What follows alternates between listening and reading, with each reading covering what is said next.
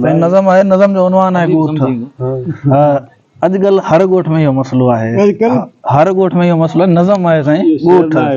हा ॿुधाए थो पहिरियों त ॿुधो आहे ॻोठ पंहिंजे में जी, ॿुधो आहे ॻोठ पंहिंजे में सरह जा गुल टिड़िया आहिनि, सॼो माहौल महकियो आहे, वणनि जूं भी कतारूं आहिनि, जिते वेठा पखी आहिनि पखियुनि जूं के पुकारूं आहिनि।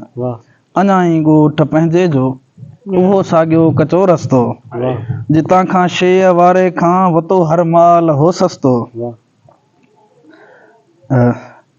उहो साॻियो जितां खां शेह वारे खां वतो हर माल हो सस्तो, जिते रांदियूं कयूंसीं पए उहो साॻियो कचो रस्तो।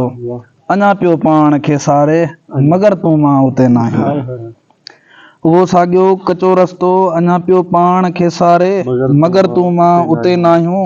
उते अॼु भी कई बालक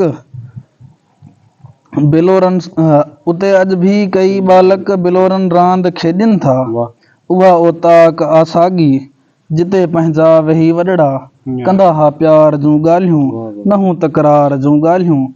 अची महिमान वेंदो हो तॾहिं ॼण ईद थींदी हुई, खिली ख़ुशि थी मिली तंहिंसां कंदा हा रूह राज़ी पो।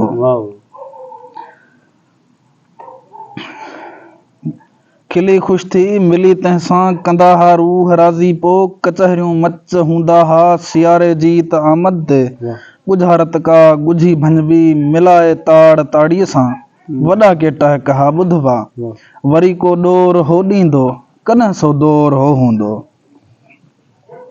ॿुधो आहे ॻोठ पंहिंजे खे वई नफ़रत वकोड़े आ, लॻी वियो मर्ज़ मोहबत खे थियूं पत्थर दिलियूं आहिनि, संभालियल हर माण्हू वटि रुॻो नफ़रत घणी आहे, लॻो हर घर खे लोढ़ो आहे, अलॻि थियो भाउ भाइर खां करे पुट पीउ खां नफ़रत, पंहिंजी ओताक प्यारी खे लॻो ॼण केन सर आहे, संभालियो कंहिं न आतंह के निधणकी ऐं वीचारी खे।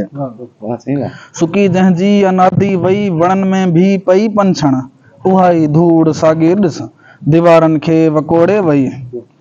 हिते रत जो भरम कोन्हे, हिते रत जो भरम नाहे, रुॻो बसि ग़म में ग़म आहे। वढियो वियो बाग़ साॻियो आहे, न को हित तूत साॻिया आहिनि, वढियो वियो बाग़ साॻियो आहे, न को हित तूत साॻिया आहिनि, न को हित अंब जो वण आ अलाए निम वई काॾे, वढी आहे कंहिं अलाए टाली जिते लामूं लुॾिया आहियूं। वढियो छा वियो आहे मगर कंहिं बि वढियो कोन्हे, उहो ई साड़ साॻियो आहे। वढियो छा वियो आहे मगर कंहिं बि वढियो नाहे, उहो ई साड़ साॻियो आहे।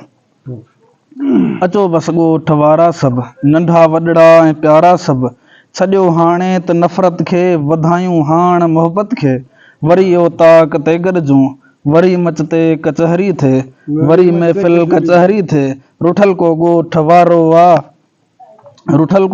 वारो आ वठी का मेड़ उन वटि पो, उन्ही खे प्यार ॾे मोड़ियूं वरी हिन ॻोठ खे जोड़ियूं, वरी हिन ॻोठ खे जोड़ियूं।